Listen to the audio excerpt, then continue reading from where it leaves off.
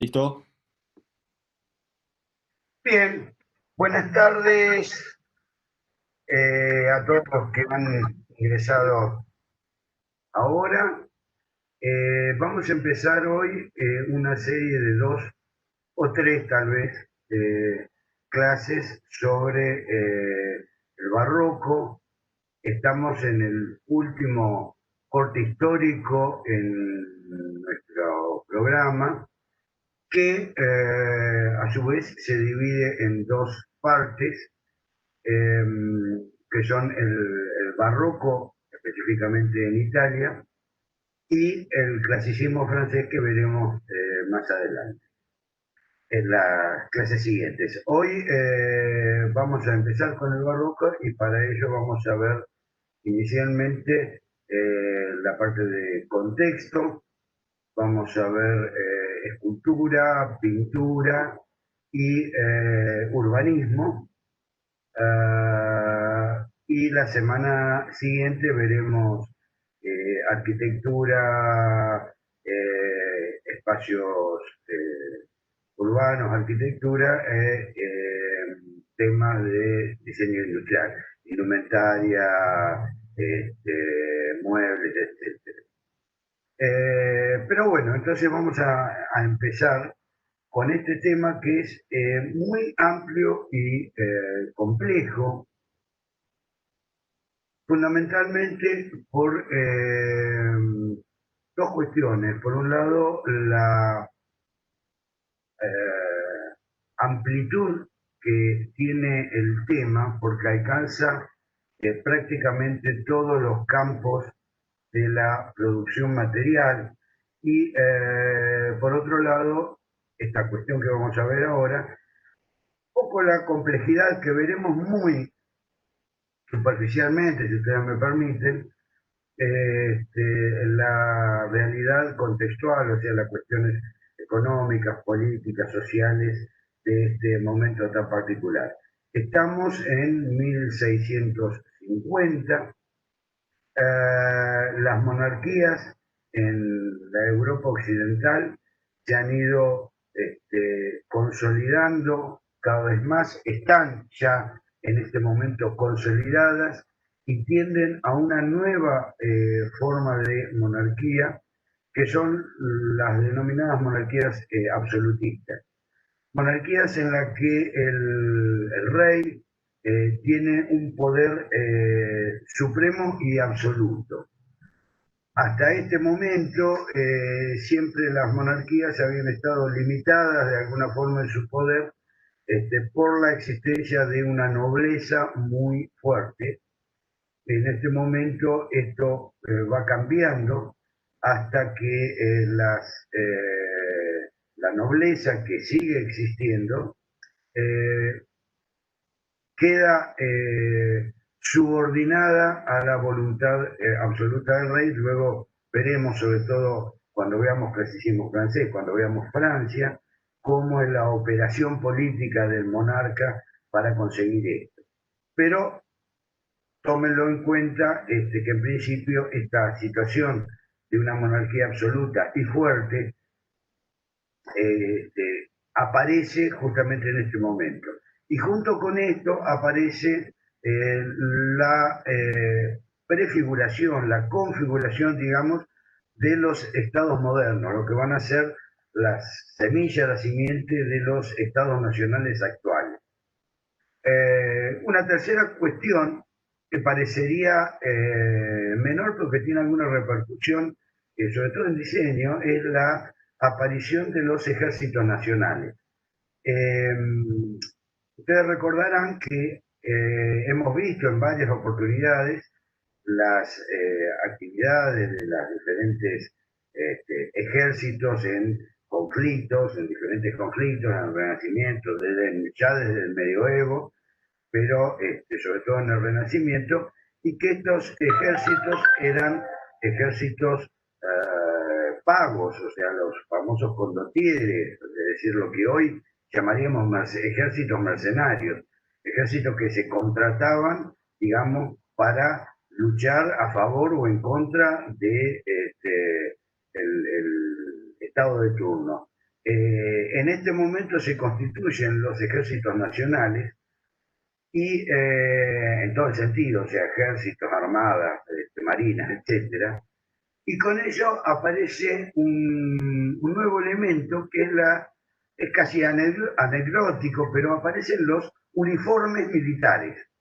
Y van a ser interesantes, lo veremos la semana próxima, pero va a ser muy interesante porque esta aparición de los uniformes militares son la base para después la indumentaria civil del hombre, fundamentalmente, que va a llegar con un cierto desarrollo hasta nuestros días, luego lo veremos. En el aspecto social, ustedes ven en la placa una burguesía en ascenso, o sea, el poder económico de la burguesía se ha asentado, ha crecido y ha tomado también poder político.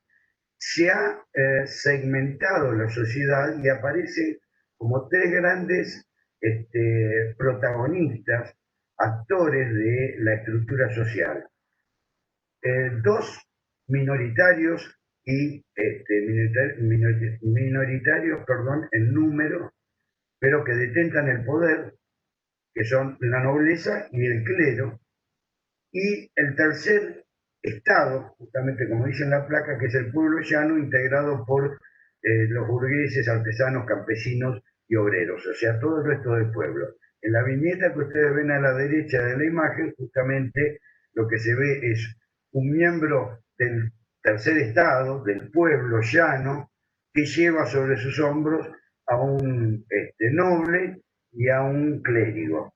Esta viñeta, que es de época, refleja el estado de situación, que obviamente es muy asimétrico, que es ciertamente injusto y que va a terminar desembocando en ni más ni menos que la Revolución Francesa, que fue una revolución burguesa, entre paréntesis, no fue una revolución obrera. En lo económico, el campo o el espectro es dispar. Hay ciertos estados, como España, Italia y la mayoría de los otros estados más pequeños de Europa, que sufren una crisis económica, en tanto que hay algunos estados como Holanda, Inglaterra y Suecia que al contrario pasan un estado de bienestar. ¿Esto por qué? ¿A qué se debe? Simplemente a que estos estados, Holanda, Inglaterra y Suecia, han captado, han conseguido el poder naval, que era la llave para el comercio de la época. Ustedes recuerdan que durante el Renacimiento y el manierismo, o sea, de los años 1350 en adelante hasta los 1550, España y Portugal fundamentalmente eran los amos, para decirlo de alguna forma, del comercio marítimo y de las rutas navales. Y esto cambia fundamentalmente a favor de Inglaterra, pero también de Holanda y Suecia. Y esto está marcado por un crecimiento económico. El mercantilismo, que es una forma, una teoría económica que sostiene la necesidad de la producción local, de exportar lo más que se pueda e importar poco, lo veremos también después en Francia, está en auge en este momento, y hay, por supuesto, vínculos muy fluidos, muy estrechos entre Europa y América. Aparecen a la luz o facilitado por un pensamiento que ya veíamos en el manierismo, mucho más liberal, si se permite el término, en cuanto a que el conocimiento científico se va desprendiendo de las trabas religiosas que existían hasta el Renacimiento, y hay una importante cantidad de innovaciones tecnológicas que van a ser ni más ni menos que la génesis de la revolución industrial. En lo religioso, aquí en la parte de cultura, al principio pueden ver algunos de los personajes y elementos que se desarrollan en este campo, sobre todo en el campo de la física, la química y las matemáticas, hay notables desarrollos. En el campo de la religión se consolida la situación de los estados protestantes, los del norte de Europa, con respecto a los del sur, que son eminentemente católicos.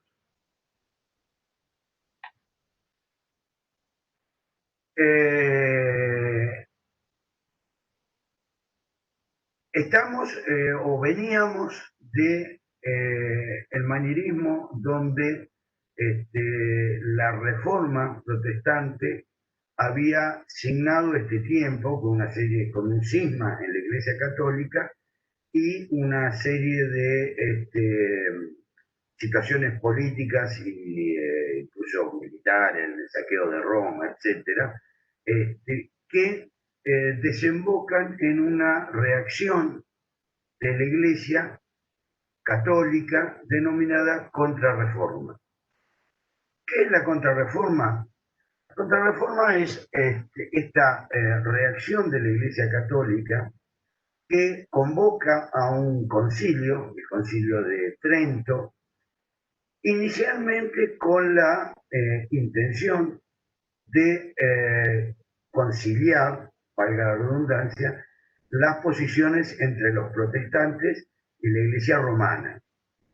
Esta supuesta conciliación era, digamos, bastante particular y tenía un destino claramente que difícilmente podía llegar a buen puerto, porque la idea del Vaticano, de la Iglesia Romana, era que los protestantes, Lutero a la cabeza, se retractaran de todo lo dicho y que volvieran a la tradición más ortodoxa dentro del catolicismo, cosa que por supuesto no pasó. Y en adelante lo que hace el Concilio de Trento es centrarse en reafirmar su autoridad, principalmente la autoridad papal, y reafirmar algunos otros elementos como son los dogmas de fe. Ustedes saben, si no lo saben se los comento, creo que alguna vez lo hablamos, un dogma en religión es un principio que no puede ser discutido. Por eso es un dogma de fe. La Trinidad, la virginidad de María, que Dios, que Jesús es hombre y Dios, todo esto son dogmas de fe. No admiten ningún tipo de discusiones al respecto. Se reafirman los dogmas de fe que habían sido establecidos por allá por el siglo IV en el Concilio de Nicea. Se reafirma que la única forma de la salvación está en la Biblia y que la curia es la encargada de interpretar la Biblia para los fieles, un punto de diferencia bastante notable con la doctrina protestante, que la interpretación de la Biblia justamente es la católica apostólica romana. Los sacramentos también se reafirman, es la autoridad del Papa y también son abolidos algunos abusos que eran muy habituales, digamos, dentro de la Iglesia Católica. Pero en términos generales se modifican algunas pocas cosas para que todo siga igual. Esta es la realidad. Dentro de las cosas que a nosotros puntualmente nos interesa es el reconocimiento de las representaciones iconoclásticas, la pintura, la escultura, etcétera, como medios de acentuar y de alguna forma llevar el mensaje de la fe a los fieles. Eh, Ustedes pueden ver ahí resaltado en amarillo unos párrafos de una sesión del concilio donde dice: por medio de las historias de nuestra redención expresadas en la pintura, se instruye y confirma el pueblo recordándole los artículos de la fe. Se saca mucho fruto de todas las imágenes, etc. Eh, Finalmente, unos años después, estamos acá en el concilio en 1563, en 1572, San Carlos Borromeo, eh, que es un personaje muy importante porque es quien finalmente traduce en una obra escrita específicamente las instrucciones para la construcción y la decoración de las iglesias en función de estos preceptos establecidos en el Concilio de Trento.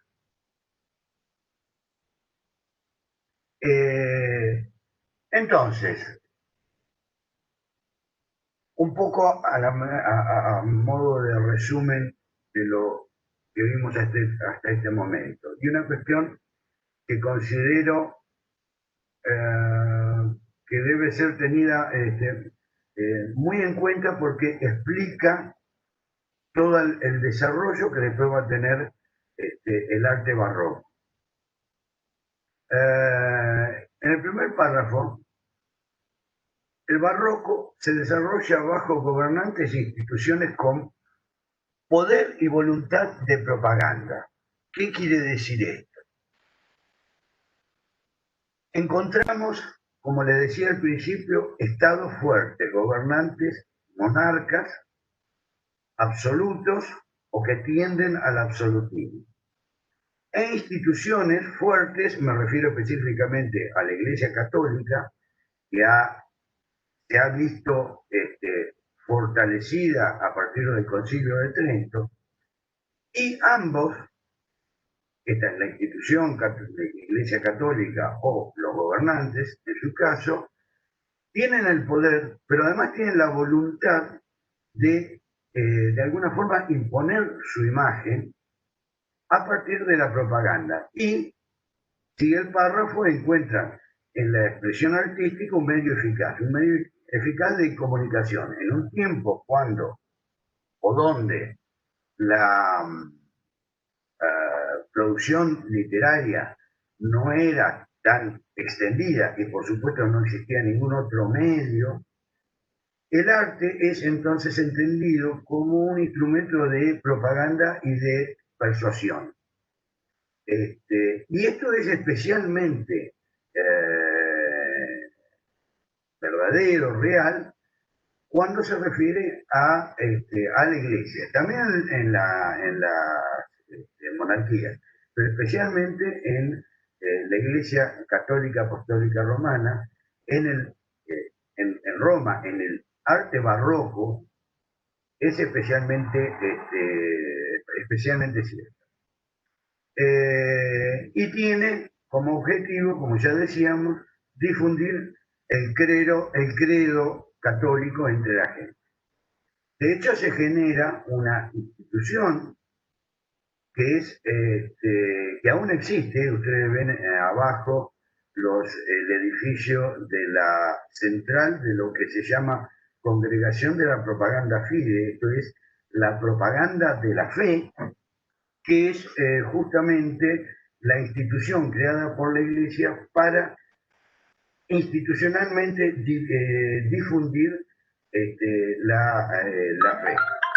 Esta institución está dirigida por la Orden Jesuita, que es una orden creada en esa época, también en época del Concilio de Trento, y que tiene como objetivo fundamental el de misionar, el de llevar la fe y convertir a los infieles, a los no creyentes, etc. Observen a la derecha, la ampliación de la parte central, que hay un escudo que verán con tres bichitos. Se los traigo simplemente porque lo vamos a ver reiteradamente y después veremos a qué hace alusión esto.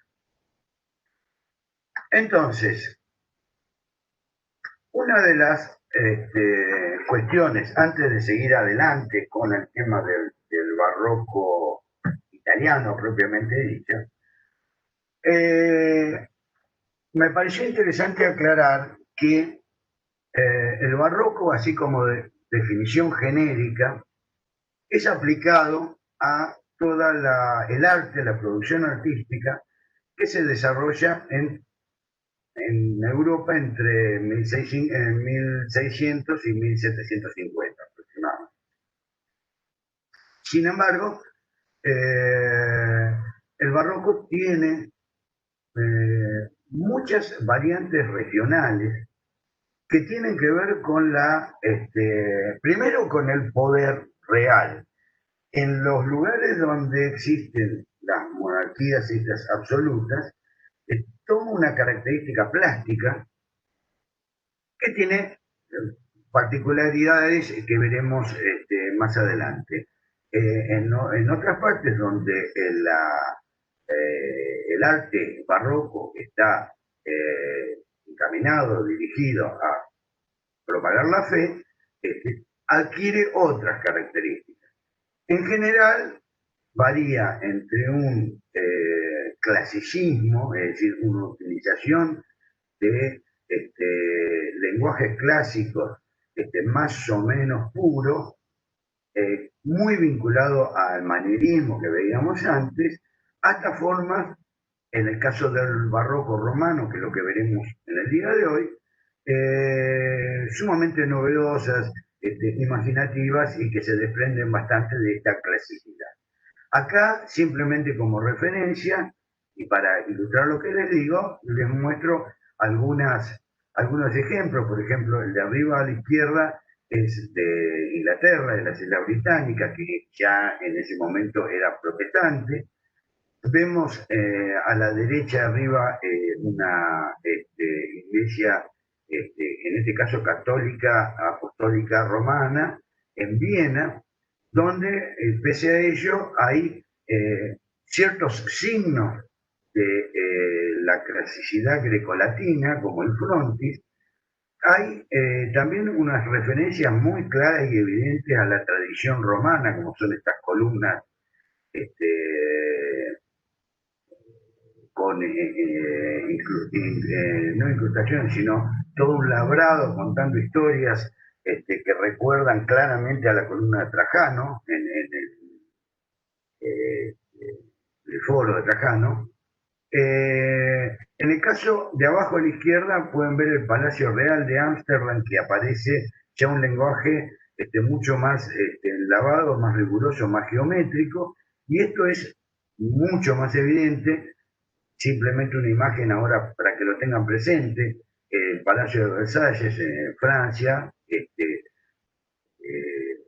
obra, digamos, de Luis XIV, su terminación, pero esto lo dejamos a un lado porque lo veremos la semana próxima. Sin embargo, en estos dos casos, los dos imágenes de abajo, pueden ver que hay una geometría bastante rigurosa, que aparecen elementos de la clasicidad. En España pasa una cosa bastante curiosa, que como ejemplo sobre esta diversidad es interesante ver. Lo que tienen aquí en la imagen de arriba a la izquierda es la Catedral de Murcia, que tiene todas las características propias de una fachada barroca, de barroco italiano, digamos, del barroco romano. Sin embargo, y prácticamente contemporáneamente, cuando Juvara realiza el proyecto del Palacio Real de Madrid, que es lo que ven en la imagen de arriba a la derecha y la imagen grande de abajo, vale decir, Juvara es italiano, igual que Juan Bautista Sacchetti, que es quien continuó con la obra a la muerte de Juvara, son italianos ambos. Sin embargo, observen la geometrización, la clasicidad de los elementos, etc. Esta imagen simplemente recuérdenla para luego cuando veamos el clasicismo francés. O sea que aquí hay como un doble discurso, hay un lenguaje estético para lo religioso que tenía mucho peso, era muy importante en Roma, perdón, en España, y un lenguaje diferente para la arquitectura representativa de la corona, de la monarquía. Bien. ¿Qué significa el término barroco? En principio el término, hay varias teorías, pero la más aceptada por lo general es que se desprende o viene de un término de joyería que se utilizaba para las perlas que son irregulares. Un ejemplo de perla barroca es lo que tienen arriba a la derecha. Ustedes saben que las perlas normalmente son perfectamente esféricas. Sin embargo, hay algunas que por diferentes motivos son irregulares y esto es lo que se denominaba perla barroca. Se utiliza como una metáfora para hablar de lo irregular, de lo extravagante, de lo desigual. También hay otra excepción que habla de barroca, que viene de barrueco, que es una roca granítica de formas así irregulares y con formas esféricas. Pero parece más creíble el de la excepción de la perla. Con respecto a este término de barroco utilizado o para el arte, hay una clara diferenciación entre los autores, si bien son de el siglo XVIII y el XIX, o los del siglo XX. Estos primeros que vemos, yo les puse unas citas de Guatemala y Quincy, que habla de un matiz de lo extravagante. Lo que la severidad es a la sabiduría del gusto, el barroco lo es a lo extraño, es decir, lo superlativo. La idea del barroco entraña la del ridículo llevado al exceso. Como pueden ver, es una definición bastante peyorativa. La de Milicia, que también es más o menos de la misma época, habla del barroco como el superlativo de lo bizarro, el exceso del ridículo. Y Bucher, por último, a mediados del siglo XIX, habla de la arquitectura barroca dice que la arquitectura barroca habla el mismo lenguaje que el Renacimiento. Cuando habla de lenguaje está hablando de los signos clásicos, pero en un dialecto degenerado. O sea, son todas definiciones sumamente peyorativas, porque ustedes tienen que tener en cuenta que estamos en pleno momento en este tiempo, siglo XVIII y XIX, de neoclasicismo, y el barroco es justamente la antítesis del neoclasicismo. Si vamos ya al siglo XX, al siglo pasado, hay un cambio en la apreciación. En principio, la frase de Wolfling que está arriba, sin hacer un juicio de valor, me parece que es muy interesante la parte que está resaltada, donde dice en el barroco la contemplación lúcida se hace imposible. Todo queda sometido a la inquietud, la emoción y el deseo. Esto está haciendo una descripción, no está haciendo un juicio de valor. Y parece una descripción bastante acertada, como ustedes van a ver más adelante. Ya en 1925, Benedetto Croce hace un distingo y habla de el barroco como una categoría estética. ¿Qué significa esto? En estos tres autores que siguen, se entiende o se distingue de el barroco en tanto que categoría estética, con lo cual es una categoría que se reitera en todos los momentos, como dice Fosilión, en todo momento artístico existe un periodo arcaico que es el periodo de inicio de la formulación, digamos, de una teoría estética, un momento clásico en el cual esa teoría estética se desarrolla a un nivel de conceptualización más puro, y un momento barroco en el cual se ha llegado a alcanzada esa conceptualización, los artistas empiezan a buscar, por uno u otro motivo, otros caminos, otras posibilidades, en definitiva, empiezan a distorsionar esa concepción clásica que se había alcanzado. Y esto se repite a lo largo de la historia en Grecia, en Roma, en el Renacimiento y también en el movimiento moderno. Con el movimiento moderno me refiero a la arquitectura a partir de los años 30 hasta el posmoderno en la década de los 70, 80 del siglo XX. Entonces, en estos términos estamos hablando ya no de el barroco como un periodo, que sería el que nosotros vamos a ver, 1600, 1750, sino de lo barroco como categoría estética que trasciende este momento en particular. Finalmente Argan señala al final de todo, el barroco no designa un periodo sino una situación. Esto es justamente esta concepción que es coherente con los fórmulas anteriores. ¿Y qué es o cuáles son las características?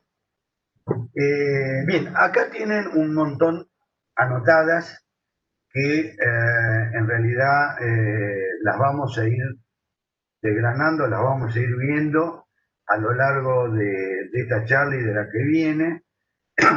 Obviamente no todos estos puntos están en todas las obras, pero sí aparecen algunos y los vamos a ir señalando. Y luego, después, como la clase la grabamos, la van a poder reiterar y verlas nuevamente para de alguna forma reafirmar los conceptos. Así que no tiene mucho sentido que ahora les lea todo esto, se los dejo como una ayuda a memoria para cuando vean todos los ejemplos, vuelvan para atrás y vean este cuadro. ¿Cuáles son los alcances de la arquitectura o del arte, perdón, barroco? Bueno, fácil, todos. Desde el urbanismo, pasando por la arquitectura, escultura, pintura, muebles, objetos, textiles, literatura, música, teatro, escenografía, danza, etc. Prácticamente todos los campos de la producción artística fueron alcanzados y tienen una notable coherencia entre sí. Nosotros vamos a ver algunos, por supuesto no todos, pero una de las cuestiones que tiene de notable el barroco es justamente esta coherencia y este alcance totalizador. O sea, todo el mundo del 1600 tiene su aspecto barroco. Empezando con la escultura,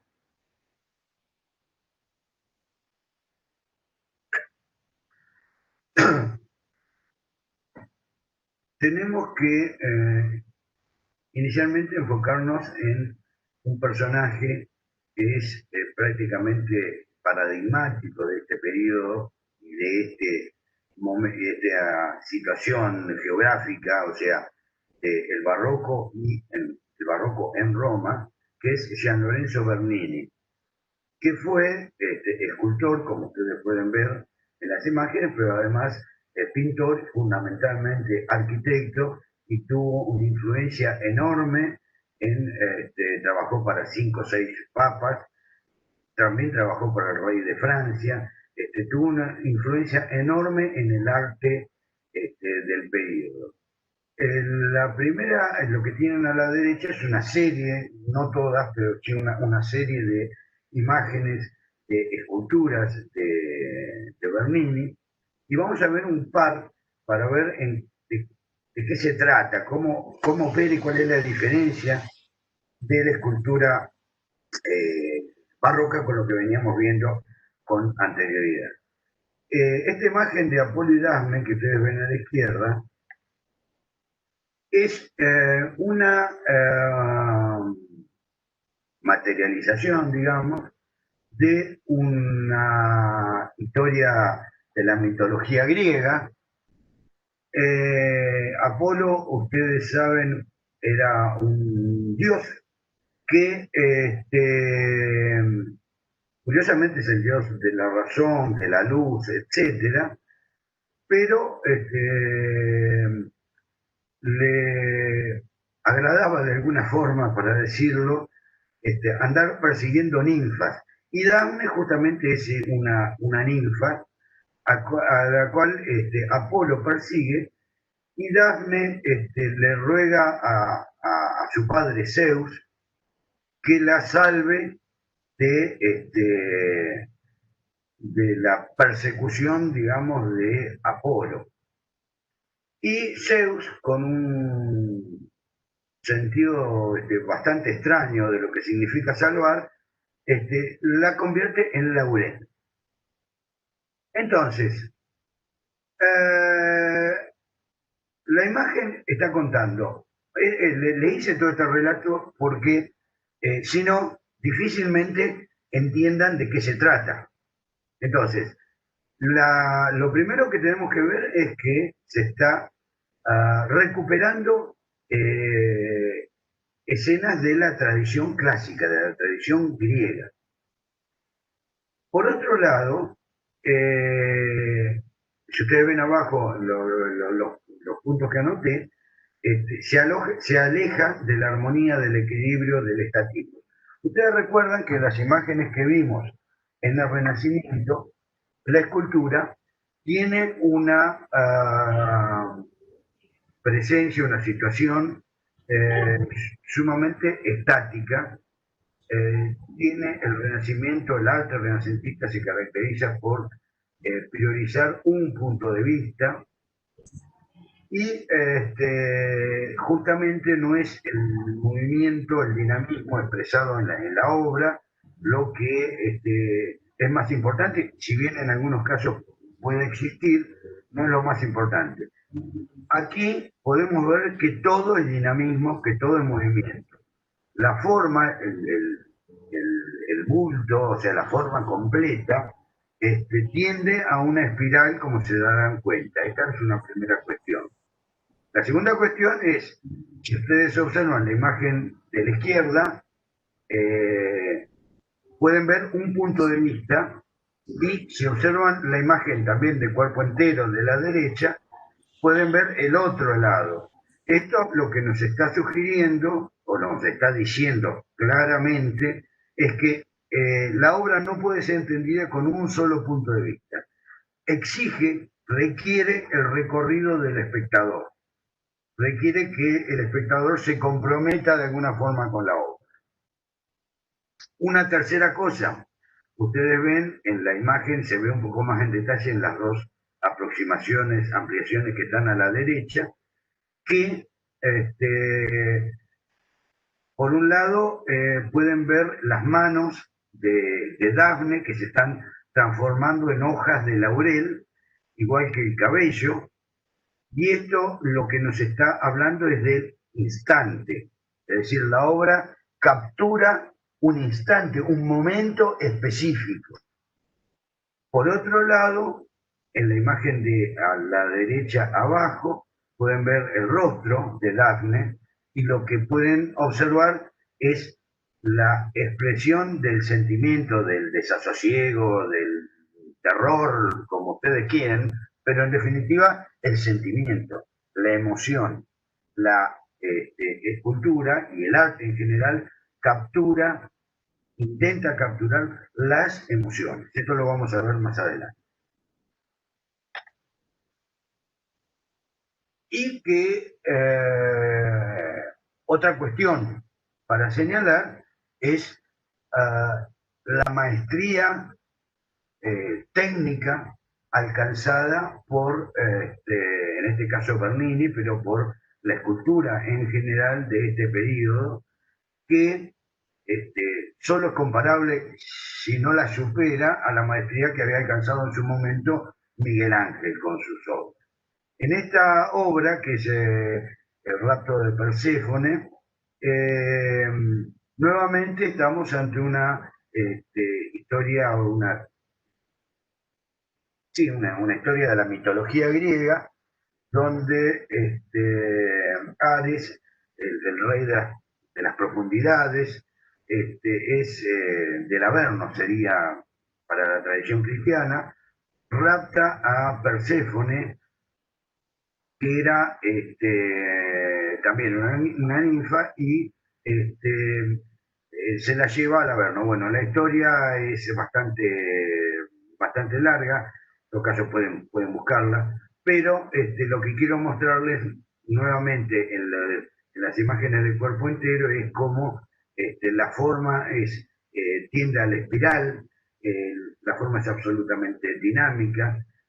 Observen, por ejemplo, el perro de dos cabezas, que no me acuerdo ahora el nombre, que era el que custodiaba las entradas del Averno, es perfectamente claro de uno de los lados, pero no se percibe, no se ve del otro lado, lo cual implica la necesidad de girar en torno a la imagen para entenderla en su totalidad.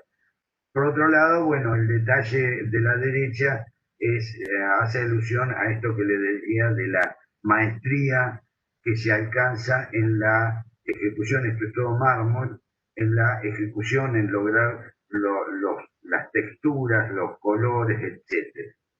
En este caso la escultura es toda mármol blanco, pero veremos otros casos. Y les comentaba también que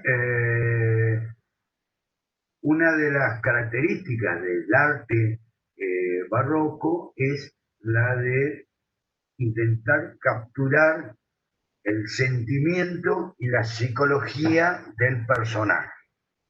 Esto es muy claro en estas dos imágenes y en las que vienen a continuación. Lo que ven, los bustos que ven a la izquierda, son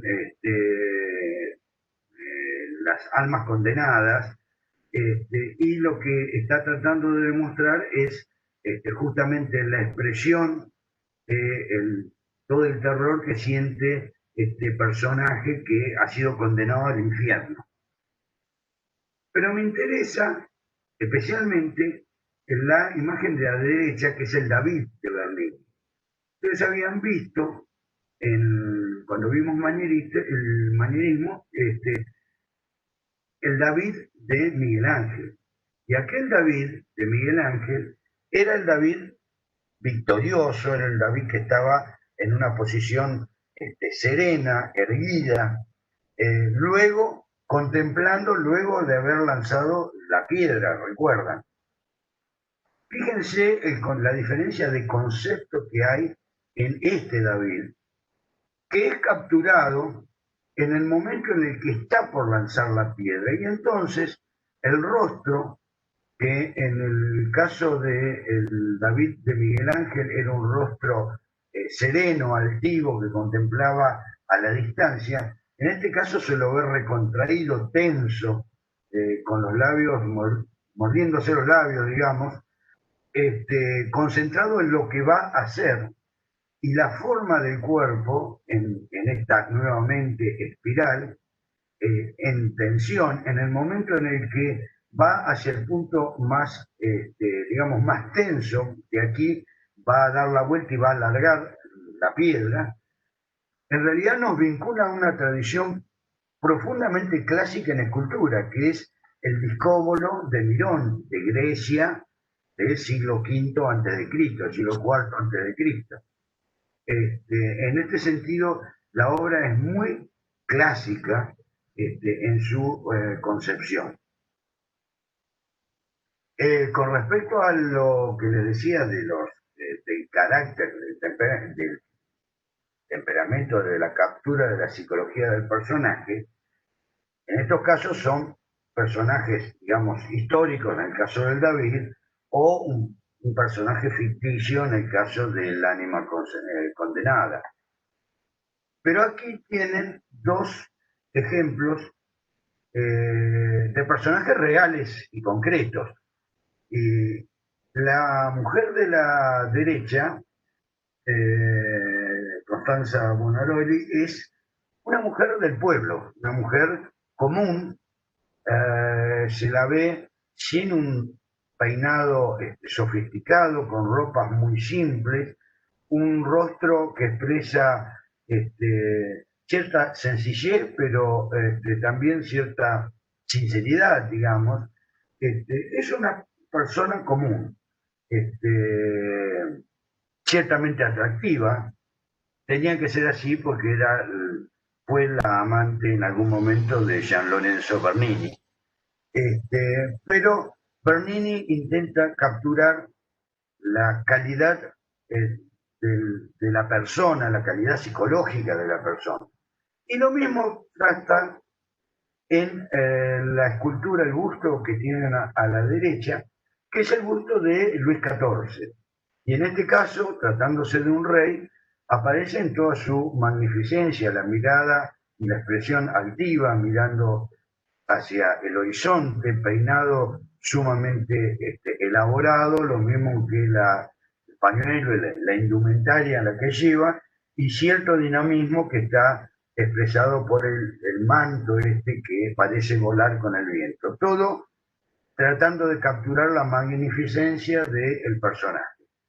Caracteres psicológicos de los personajes. Yendo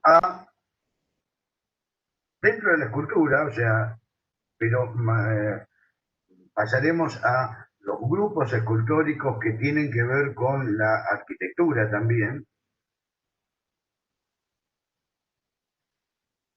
Tenemos estos dos ejemplos, el éxtasis de Santa Teresa, que veremos después, y en primer término el monumento funerario de Alejandro VII, que está en el Vaticano, y que es una realización con varias cuestiones interesantes para observar.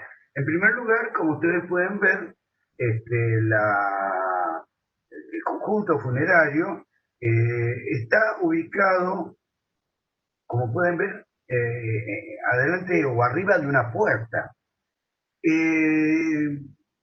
Parece un lugar curioso para instalar un conjunto funerario, pero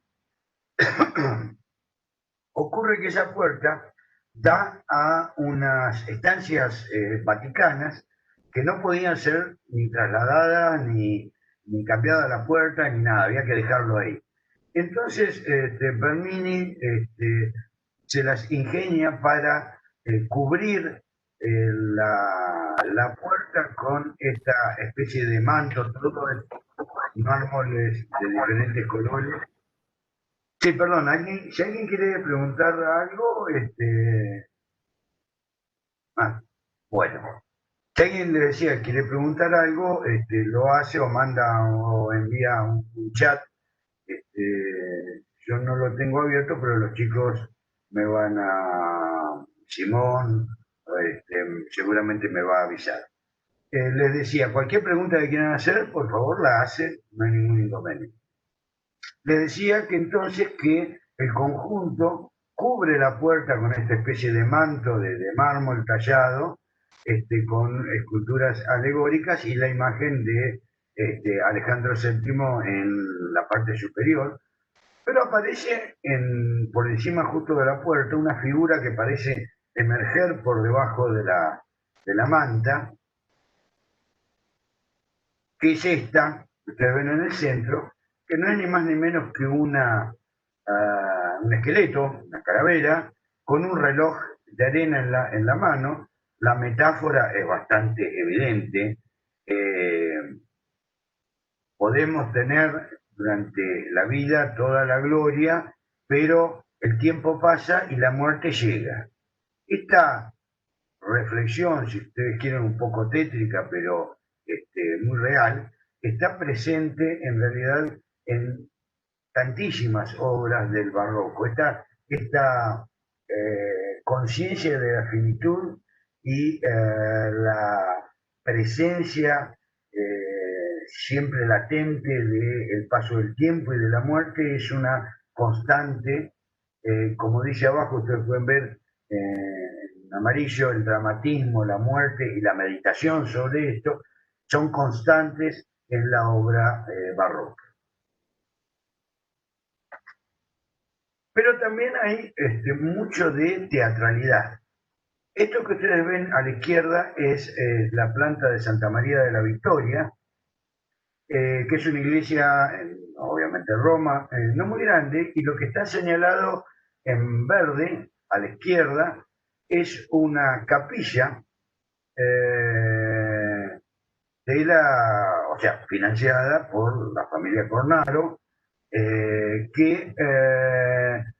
para lo cual Bernini realiza un conjunto escultórico cuyo motivo central es el éxtasis de Santa Teresa.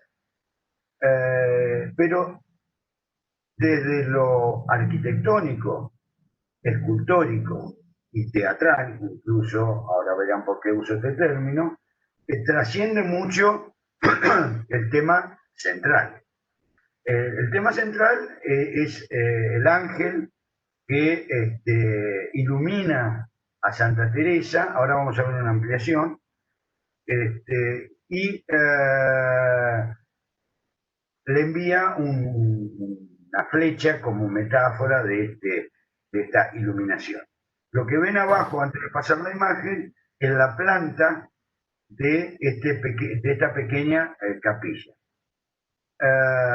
Pueden ver la imagen central, o sea, la escultura, el grupo escultórico central, que está enmarcado por una estructura arquitectónica con un frontis curvo y quebrado, enmarcado por columnas de granito negro, pero le llamo su atención sobre unas imágenes que se ven a izquierda y derecha del grupo escultórico central. Ahora veremos esto. Observen entonces, les decía, que el grupo escultórico central, y consta de el ángel con Santa Teresa, que está iluminado desde arriba por una ventana, obviamente, pero que no se ve, y que esa luz cenital es reforzada por estos rayos dorados que entran de arriba. Y nuevamente, les comentaba, derecha e izquierda aparecen unas esculturas. Estas esculturas son los fundadores de la familia Cornaro, que es la familia que pagó esta capilla, y observen que están como participando de la escena, como mirando la escultura. El detalle interesante de esto, y de aquí viene lo teatral que les comentaba, es que si uno se para delante del altar, en esta posición que vemos en la imagen de la derecha, en realidad tenemos estos dos palcos a nuestra izquierda y nuestra derecha, y pasamos como espectadores, a formar parte de toda esta escena. Por delante está la imagen protagónica, el éxtasis de Santa Teresa, pero a nuestra izquierda y nuestra derecha están los palcos donde los miembros de la familia Cornaro están, igual que nosotros, contemplando la obra central. Esto mete, de alguna forma, introduce al espectador en la escena general, lo mete adentro de la escena general. Esto es un efecto claramente teatral que se desarrolla notablemente en el barroco. No por nada, al principio le decía que, entre otras cosas, también el barroco alcanza el teatro, y en realidad la forma del teatro actual se consolida en justamente este periodo. Aquí tienen un detalle de la escena central, que como ya habrán visto, si bien es la escena protagónica, la escena central, no es la única y es el conjunto excede con mucho lo que pueda ser la apreciación de esta escena central. Aquí ven la imagen de el ángel con esta flecha, que es una metáfora de la iluminación, y el éxtasis de Santa Teresa, en el que ese estado de éxtasis, de ansiedad, de nerviosismo, se refleja por una especie de contradicción entre las formas de las telas sumamente arrugadas, sumamente nerviosas, entre comillas, y la posición del cuerpo completamente flácido, completamente suelto, y por supuesto la expresión del rostro. Bien, siguiendo con otros elementos que rozan tanto en la escultura como la arquitectura, vamos a, y también, continuando con Bernini, vamos a el Vaticano, a la Basílica de San Pedro, y allí encontramos este espacio. Lo que ven a la derecha es una vista de la nave central de San Pedro con este elemento, el baldaquino, que ven allí al fondo y una lucecita que en la imagen de la derecha prácticamente solamente se ve una luz. Lo que ven por arriba del baldaquino es la cúpula que realizó Miguel Ángel. En la imagen de la izquierda ustedes pueden ver una visión más cercana y aquí ya podemos ver cómo hay un diálogo, hay un correlato entre este baldaquino, que es, como ustedes saben, un elemento con 4 soportes o columnas que sostienen una techumbre. Esto originalmente se refería o estaba materializado con 4 lanzas o postes, estacas con un toldo. Esta figura del baldaquino se remonta a la antigüedad más remota, ya en Mesopotamia se utilizaba y era fundamentalmente un elemento para resguardar al monarca cuando era llevado por las calles, con, ya les digo, 4 lanzas y un toldo que lo cubría, lo protegía del sol. Esto que ustedes ven es una, lógicamente, reinterpretación de este tema, porque el baldaquino, a partir de allí, perdón,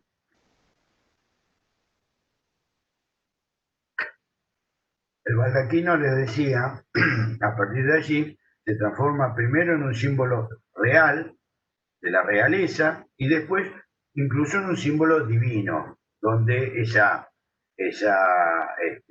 cubierta es reemplazada por una cúpula y finalmente en los techos que ustedes ven aquí mismo con la cúpula apoyada sobre 4 columnas no es más que una magnificación de un espacio baldaquino.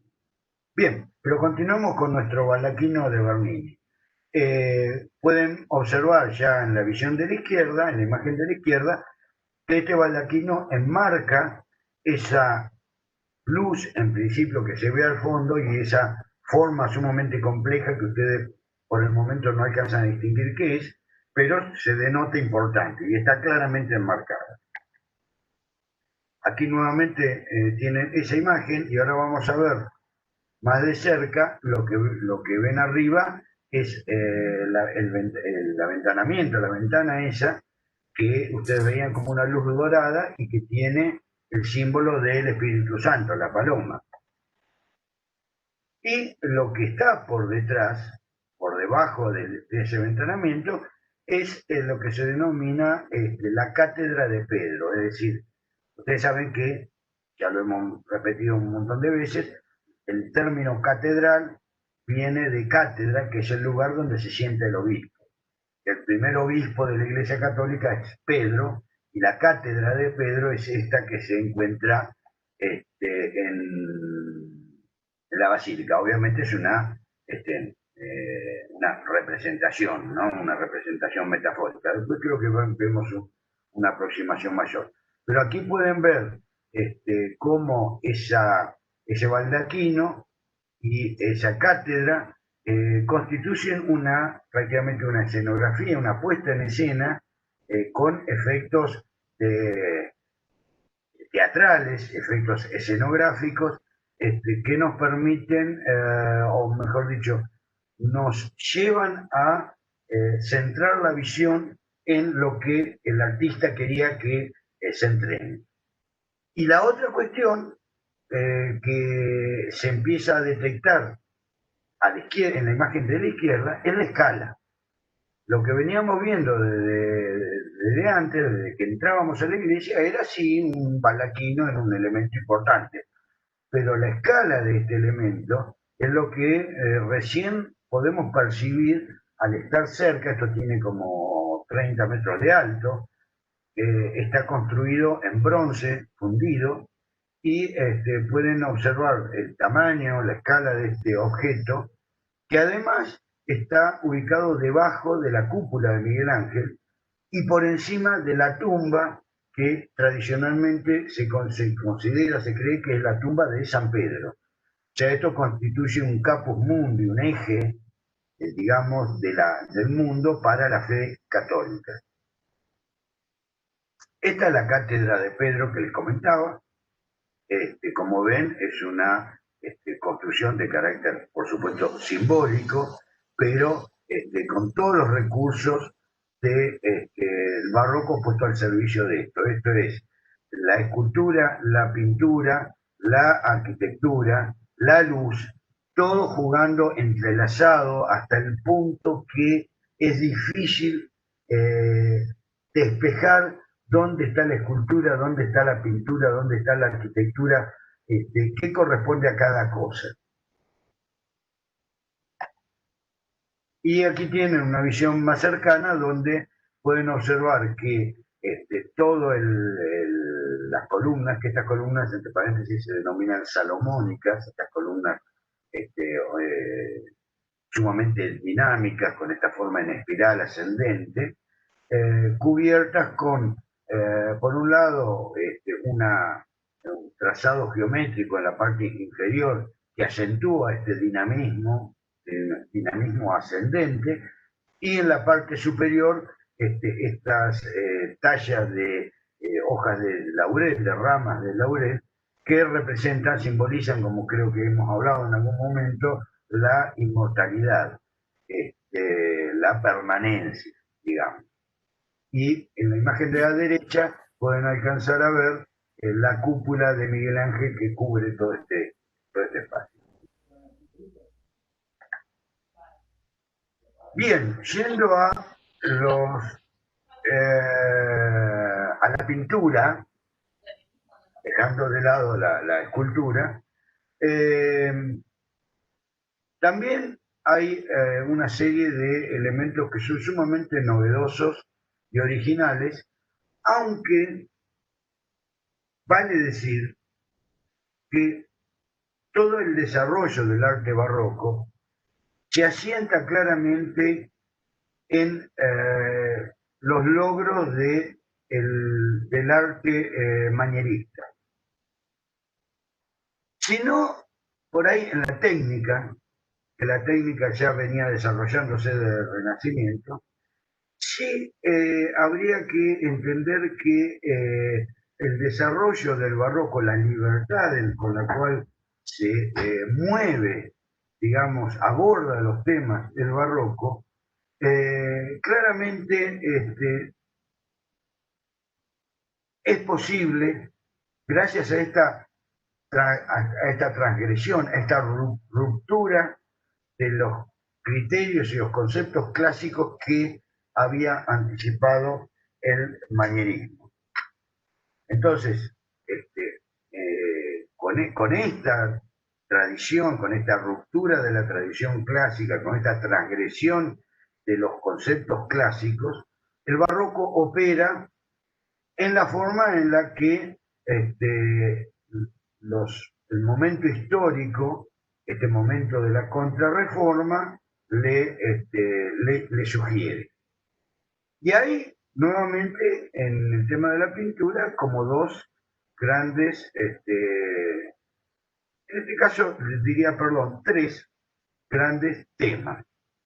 Por un lado están los temas de la tradición o de la mitología griega clásica, como esto que vemos en pantalla, que es el techo del gran salón del Palacio Farnesio, con una situación de bacanal, podríamos decir. La obra se llama El triunfo de Baco y Ariadna, y es una situación eh,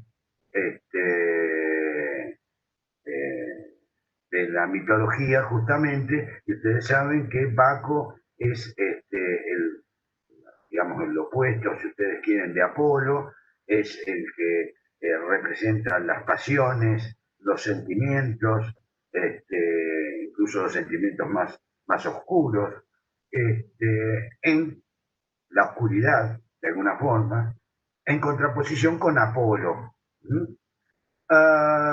Y ustedes verán ahí, dice disolución de los límites indefinidos. Y en esta obra verán que aparentemente la obra está perfectamente recuadrada, está remarcada, dónde están los límites indefinidos.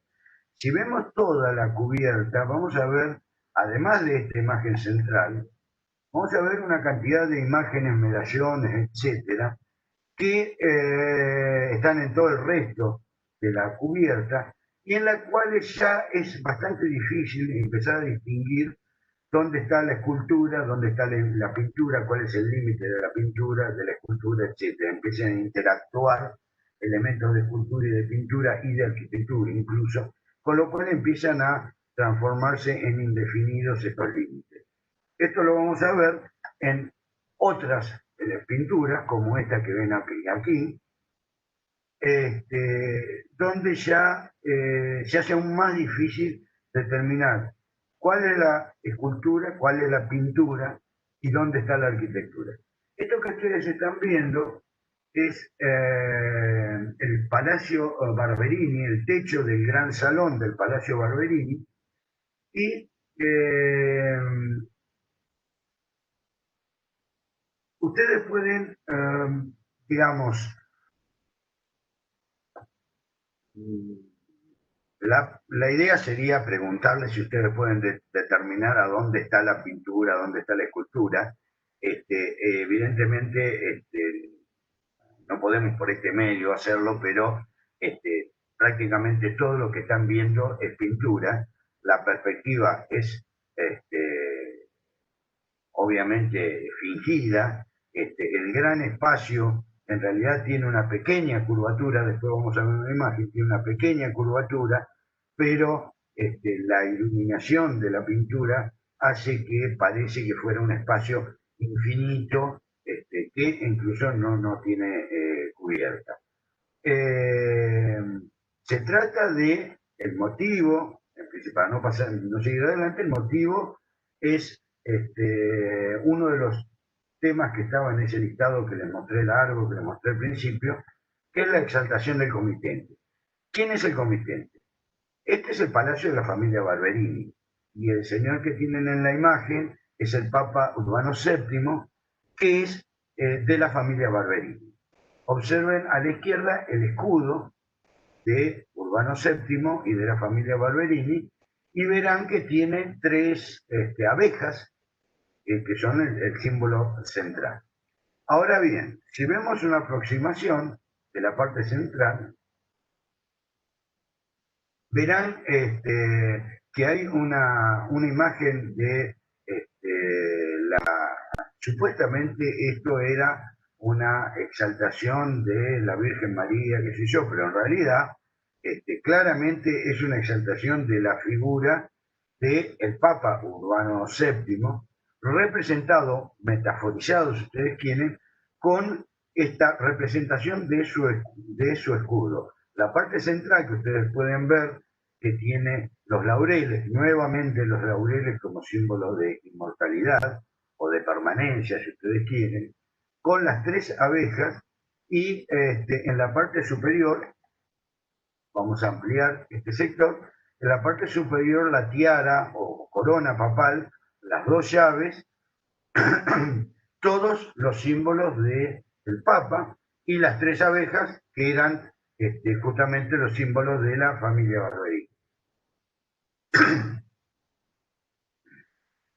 Y aquí entramos en ya la, diríamos, máxima mezcla entre escultura, pintura y arquitectura. Esta es la iglesia del Jesús.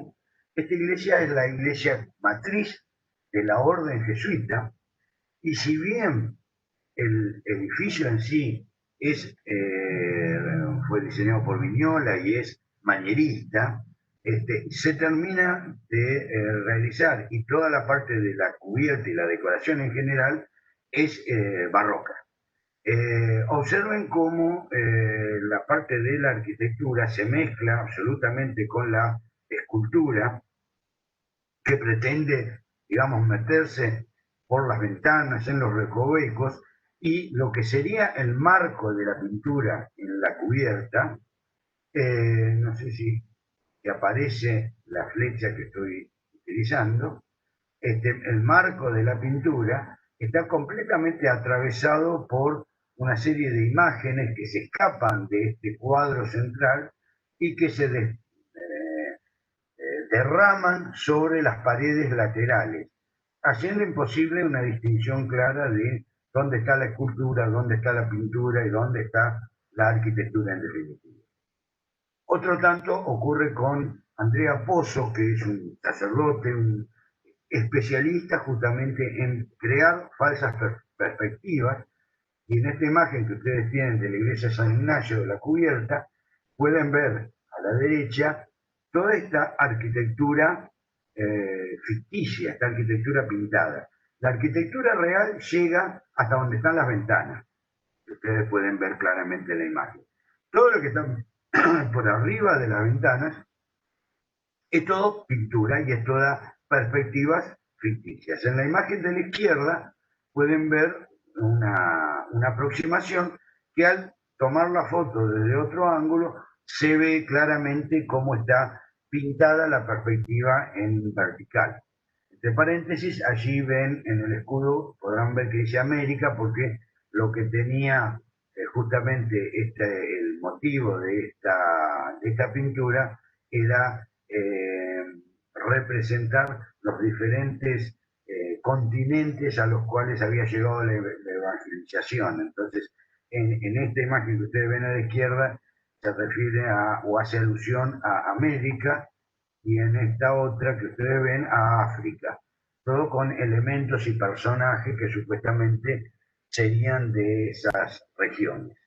Pero lo que me interesa señalar es cómo está fingida la arquitectura por medio de pintura. Pero les decía que la pintura tiene o descubre nuevos caminos. Uno de ellos son los temas, y dentro de los temas comunes, los temas de la calle. La pintura hasta este momento había sido prácticamente restringida a la utilización para representar nobles, reyes, etc. En el barroco, todos los actores sociales pueden ser objeto de pintura, y aquí vemos justamente del primer pintor, ese que vimos en el techo del Palacio Farnesio, que había pintado esta imagen de la bacanal, de Baco y Ariadna, etcétera, una imagen sumamente de corte, si ustedes quieren. Aquí en la imagen de la izquierda pinta, en realidad una serie, son varias pinturas, con los temas de la carnicería, o sea, de cómo se desarrollaba la actividad en una carnicería de la época. A la derecha pueden ver una imagen de Murillo, de pintor español, con una imagen absolutamente corriente de unos niños que además tienen pinta de atorrantes de la calle, que están comiendo uva y Nerón así en la calle, descalzo, o sea, gente absolutamente del pueblo que está tomada como un modelo para retratar. Y en la parte superior ven las hilanderas de Velázquez, en el cual se ven un montón de elementos que hacen al barroco en general y a la pintura en particular. Por un lado, se alcanza a ver en la rueda de la rueca, el elemento o la rueda grande, cómo está representado el movimiento de la rueda, lo que nos lleva nuevamente a esta cuestión de la concepción del movimiento, del tiempo, etc. Por otro lado, la mujer que está a la izquierda en la imagen, como ven, está corriendo un telón, una tela, representando o haciéndonos representar una escenografía. Y por último, en el fondo mismo de la imagen, lo que se aprecia es justamente una escenografía, un escenario, con una representación, con telones, etc. Velázquez es uno de los más finos representantes de la pintura barroca, y quizás su obra más famosa sea esta, Las Meninas, que es una pintura que intimista, una pintura de interior, en el cual se ve una escena, obviamente, de la realeza, pero que no representaría o no a una primera vista, o si uno la mira en forma distraída, no sería muy notable. Sin embargo, cuando se empieza a analizar, observamos en principio que el pintor, que es el mismo Diego Velázquez, que está a la izquierda frente a un gran paño, no está mirando a las niñas, a las meninas justamente, a la infanta, que es el personaje central, sino que está mirando hacia afuera. Diríamos que nos está mirando directamente a nosotros. ¿Lo perciben esto? Entonces, cuando nos ponemos a mirar, vemos que todos los personajes están mirando para este lado, digamos. Y este lado es afuera del cuadro, o sea, afuera de la escena pictórica y en nuestro espacio real. Vemos también, no se alcanza a apreciar en las imágenes por el estado, pero en realidad todas las pinturas que ustedes ven en el fondo, colgadas en la pared, hace alusión a pinturas famosas de la historia del arte, sobre todo renacentista. Pero si vemos un poco más de cerca, vemos aquí tiene una ampliación de Velázquez en principio, que claramente está mirando para el observador, hacia nosotros. La infanta también está mirando, y lo que ven abajo a la izquierda, esa forma media difuminada, media esfumada, es lo que se ve en el cuadro del fondo, que en realidad no es un cuadro, sino que es un espejo, porque la anécdota, la historia de esto es que Velázquez está pintando al rey y a la reina, que están por fuera del cuadro, y podría decirse al lado nuestro, al lado del observador. Por eso todos están mirando hacia donde nosotros estamos.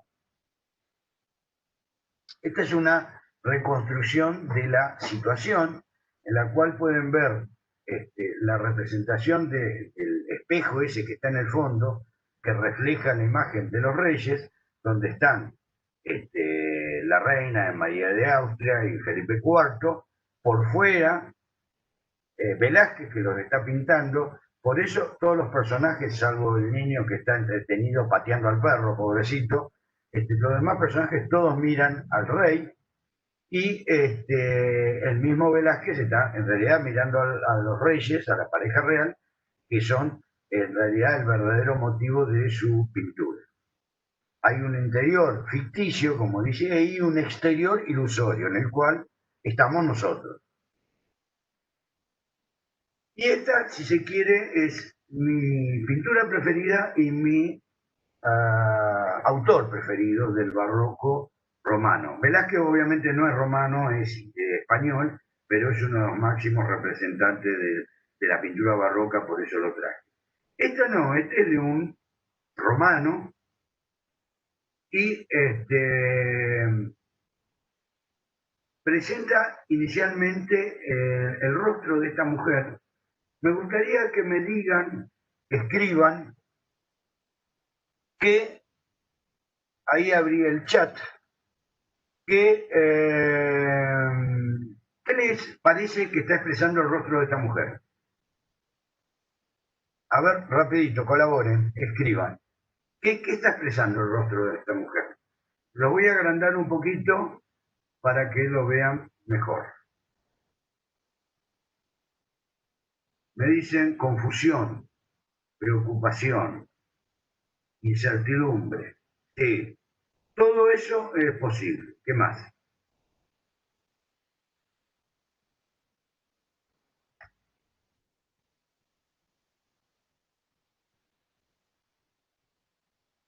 Aquí tienen una ampliación del rostro.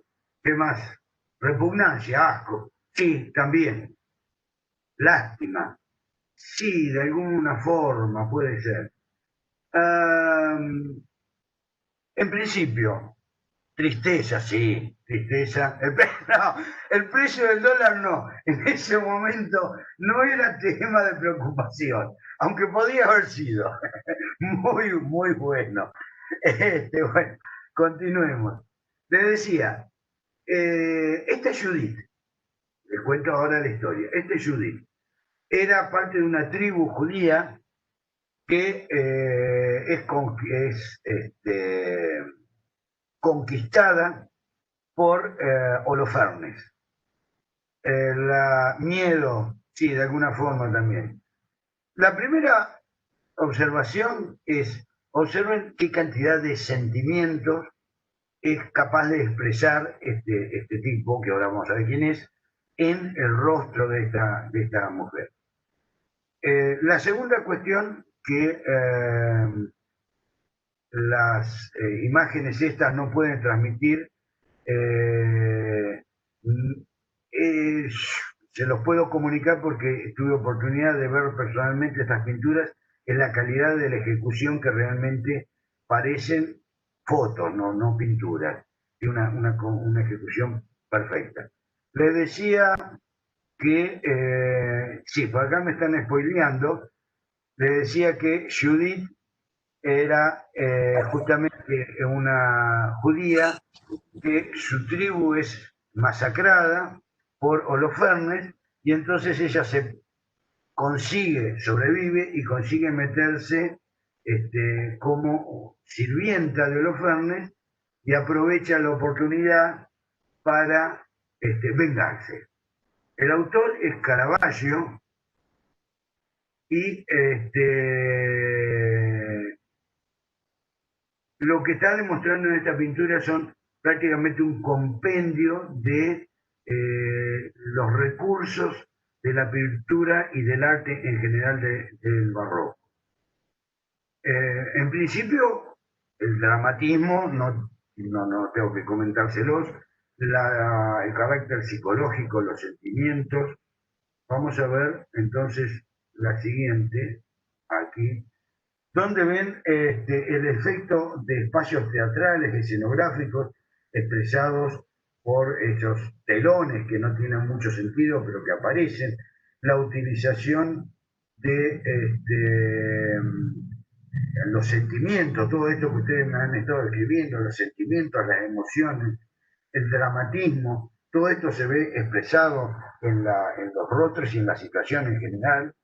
La disolución de los límites, que tiene que ver con la pintura de alguna forma abierta, es decir, el claro oscuro que ustedes pueden ver, hace que parte de la figura se diluya en el fondo, estas partes oscuras de la figura se diluyen en el fondo, haciendo imposible determinar un perfil, una línea de cierre de estas figuras. El movimiento del instante, el movimiento que ya hemos visto en varias oportunidades, la asimetría, claramente la composición es diagonal, lo cual le da más dinamismo, obviamente, a la composición. y esto se acentúa con el uso de las luces, la luz que va enfocando diferentes partes de la pintura y que genera esta línea de tensión diagonal, la sensualidad y la seducción. Obviamente podía haber pensado que Judith era una mujer poco atractiva, digamos, pero evidentemente carga las tintas en la sensualidad y en el atractivo de Judith, cosa que por lo demás es muy común en Caravaggio justamente. La expresión de los caracteres psicológicos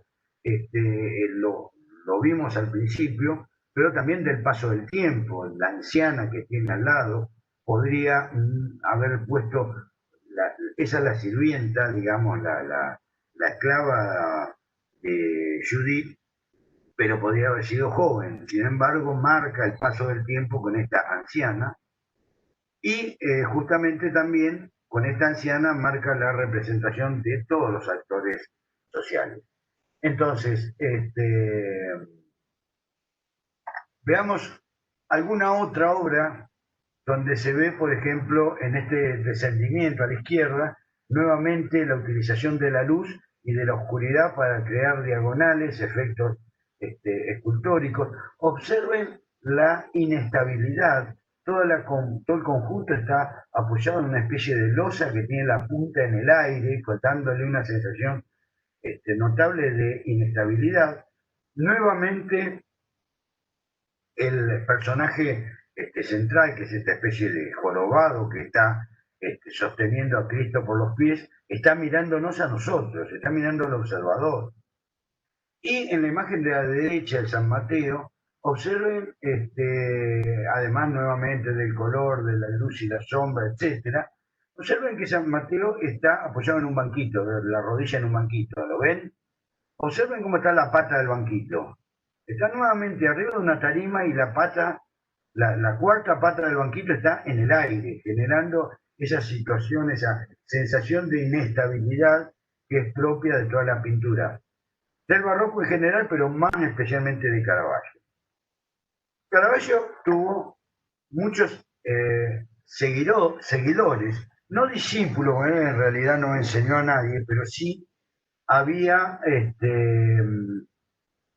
un grupo de pintores de la época que se identifican con Caravaggio y pintan al estilo, a la manera de Caravaggio, algunos con menos suerte, digamos, o menos parecido, como las pinturas que ustedes ven a la izquierda, la de Salini arriba y la de Caracciolo abajo, que tienen en realidad medio poco que ver con el arte y el pincel, digamos, de Caravaggio, pese a que utilizan el claro oscuro, la iluminación puntual, ciertas diagonales, etcétera.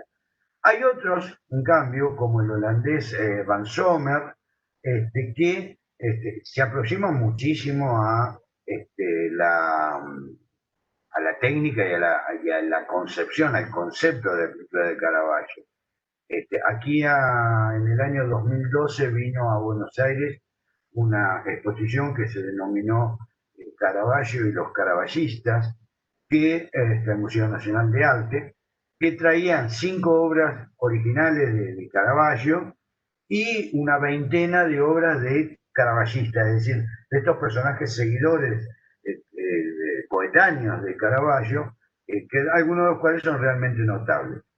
Entre los notables también está la imagen que ustedes ven abajo, es Artemisia Gentileschi, que es una pintora, una de las primeras pintoras de renombre que se conocen, además con una vida, una pintora excepcional, pero además con una vida bastante dramática, hija también de un pintor,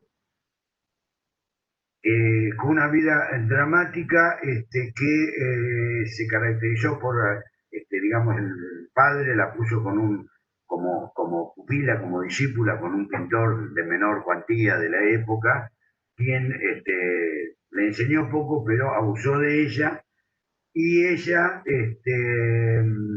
hizo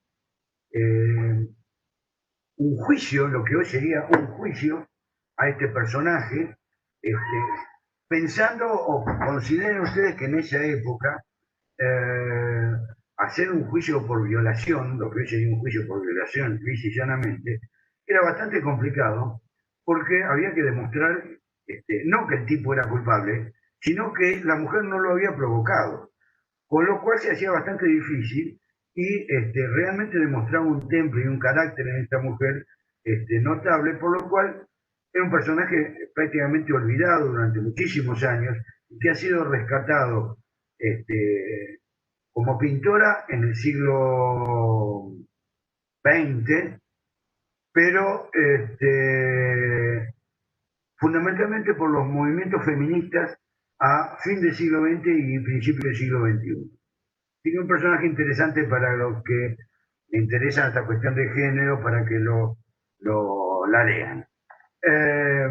Y otros personajes, finalmente, también de los Países Bajos, con situaciones que mezclan, como la pintura de arriba a la izquierda, que mezclan lo que podría ser una pintura intimista con la mitología griega. Ustedes pueden ver la imagen de arriba, parece perfectamente normal hasta que miran las piernas del personaje de abajo, del personaje central, perdón, el de la derecha, que tiene patas de carnero, porque es un sátiro. Entonces aquí se mezcla todo. Y la utilización, por ejemplo, en la pintura de la derecha, la infancia de Cristo, donde hace una alusión a justamente una metáfora de Cristo, cuando Cristo dice yo soy la luz del mundo, y en este caso el Cristo niño que está sosteniendo la vela, está sosteniendo la luz, y San José, que es el carpintero, el padre, está trabajando. Bien.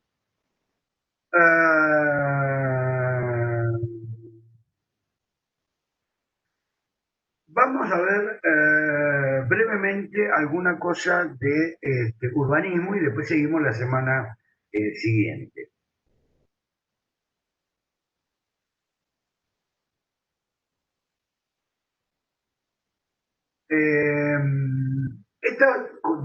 De la misma forma que al principio les señalé algunos puntos centrales del arte en general, del barroco, aquí les marco algunos puntos centrales del urbanismo barroco. Y el urbanismo barroco es bastante interesante porque nosotros hemos visto que, o mejor dicho, no hemos visto prácticamente intervenciones urbanas realmente de importancia hasta este momento. O sea, en el medioevo se caracterizó por el trazado urbano orgánico, irregular, etcétera, salvo alguna excepción como son las bastides, pero son la excepción y no la regla. En el Renacimiento la intervención urbana apenas se limita a alguna plaza, algún espacio, algún fragmento urbano. Es en este momento, en el barroco, cuando realmente se producen intervenciones urbanas de gran escala, como la que se produce en Roma a partir de un proyecto de Sixto V, un papa, que gobernó Roma durante poco tiempo, 5 años apenas, pero ya tenía de antes de ser papa la visión de jerarquizar la ciudad de Roma y con el papado consigue poner en marcha una serie de importantísimos obras. Bien, aquí les decía, les dejo como lo había hecho antes, perdón, estoy leyendo. Bien, acá me ponían en el chat, vuelvo un segundo atrás, que Gentileschi tiene una versión de Judith y Holofernes que tiene, me dicen, mucha más crudeza expresiva que la de Caravaggio. Bueno, tiene un par, sí. En realidad, esta que yo les mostré era una que era Judith y su sirvienta, creo que se llama, en el cual no tiene tanta crudeza. la cabeza de Holofernes está en el canasto, se alcanza a ver en el canasto, pero no es tan cruda. Tiene otra más. En realidad el tema de Judith y Holofernes es un tema que es abordado por Gentileschi bastante y tiene que ver con una especie de, de alguna forma, liberar sus demonios por el tema de la situación traumática que ella había sufrido. Bueno, pero esto lo seguiremos hablando otro día, si no, no terminamos. Vuelvo al urbanismo. El urbanismo, les decía, tiene la característica de encarar, en este caso sí, la escala urbana total. Y para esto, Sixto V se propone una reforma que tiene como 2 o 3 objetivos. El primero, y de tipo piadoso, digamos, religioso, es la de generar una vía, un circuito procesional, o sea, una vía o una serie de vías que vinculan lugares de culto, iglesias, y otros lugares de culto religioso católico dentro del trazado medieval de Roma. Lo que ustedes ven a la izquierda es un gráfico, un dibujo de época, una pintura de época del trazado de Roma medieval, y lo que ven es a la derecha es una foto satelital donde aún se ve el trazado medieval. Lo que ustedes ven en forma de S es el Tíber. Lo que está a la derecha del Tíber es la parte del casco histórico de Roma, y pueden ver en la parte superior una plaza oval con 3 calles en forma de tridente que se abren. De eso es lo que vamos a hablar, porque esa es la intervención de Sisto V. Les decía que tiene un objetivo religioso, piadoso, que es la de generar este circuito de peregrinación que vincula los puntos significativos de la religión.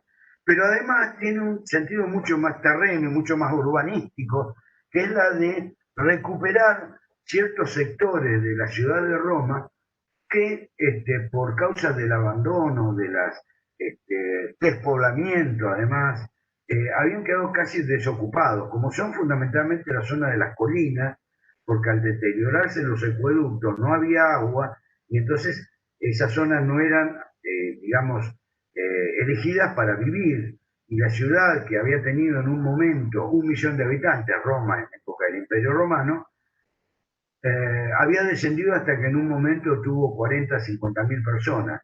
En época de Sisto V se supone que llegó a tener 100.000 habitantes, pero era un 10% de la población que había tenido en época del Imperio Romano. Bien, entonces, la otra acción del plan de Sisto V consiste en reurbanizar de alguna forma.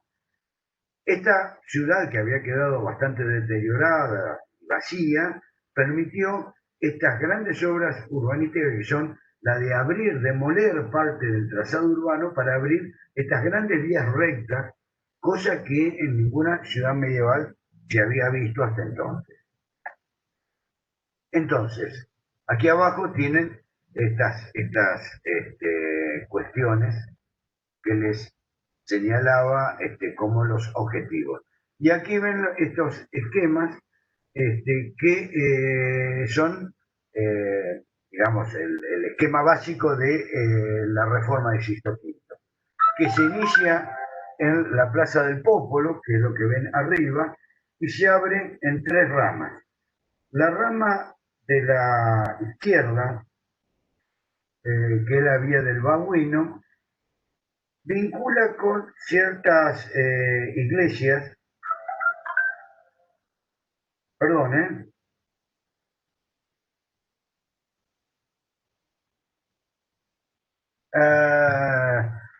vincula con ciertas iglesias como la Trinidad del Monte, Santa María Maggiore, la colina del Quirinal, donde hay 2 iglesias que veremos después, y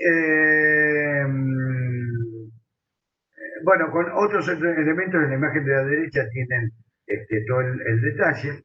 La vía central, que es una especie de eje central de la ciudad, vincula con el centro histórico, que es donde está la Piazza Capitolina, los foros, las ruinas de los foros, y el Coliseo, que si bien el Coliseo no es una iglesia, sí había sido el lugar de martirio de muchísimos católicos y por eso es tomado como un elemento de referencia y de peregrinación. Y la vía de la izquierda vincula con Piazza Navona y con cruzando el Tíber en la zona del Trastevere con el Vaticano, con la Basílica de San Pedro. Entonces, esta es, digamos, el plan de Sixto V y lo que empezaremos a ver, aunque ya estamos muy jugados, lo vamos a ver la semana que viene, son los diferentes espacios que se van generando.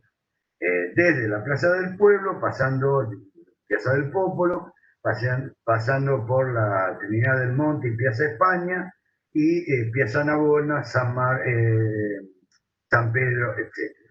Vamos a dejar, para no hacerlo más extenso, vamos a dejar hoy aquí y retomamos esto la semana que viene. ¿Alguna pregunta hasta aquí? ¿Alguna duda? Bueno, bien, entonces por mi parte les agradezco la atención y nos veremos la